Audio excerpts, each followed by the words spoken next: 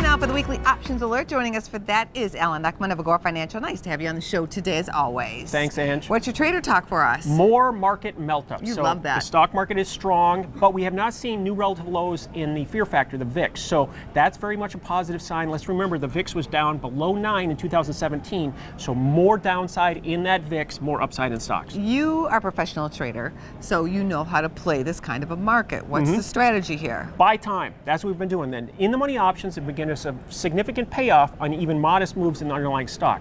Now for our November position, we've got Exxon, we've got Verizon, which is about a break even, and then we've got the Russell 2000, the IWM, which has seen a breakup, but we need to see some follow through. Now these expire on Friday, so we'll be looking to salvage and do the best we can with these. Moving into your December options expiration plays, what's happening there? Right, we took profit on half of FireEye, had a nice surge there. We need to see it get to 18 to get off the other half. WB is also doing well, and then at January positions, we've got British Petroleum and Cleveland Cliffs. Those have both made some nice solid bottom bases. Now we need to see them break out to the upside. For your WPI trade trigger this week, you're taking a look at Baxter International. This is a pharmaceutical company. What do you see happening here? Because I know we've seen some watching this stuff. Big runs in some of these healthcare and pharmacy stocks. Now, smart money sees something here. So BAX. Now, BAX had a drop. It's traded between 60 and 90 over the last year, fallen down again. Now, the halfway point is 75. So 75 is some super support.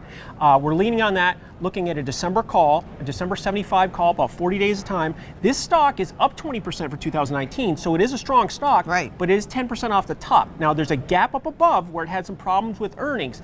If it makes a run at that gap, then this option can gain 50%. And you're buying yourself some time. Exactly. Got some December options, a little bit of time to ride some ups and downs. Let's take a look at your trading floor takeaways for today, starting with the Fed. Number one, rate rebound. So we're seeing stock stability.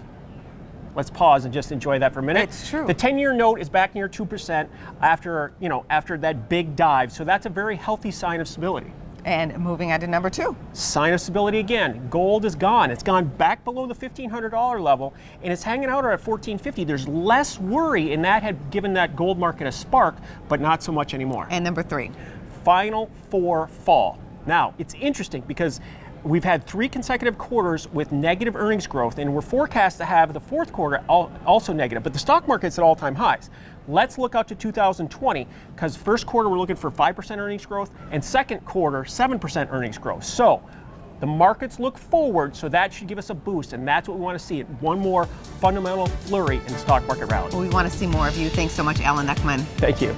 For more Business First AM, check us out on social media. We're on Facebook, YouTube, and Twitter. And go to businessfirstam.com for where to see our show on TV.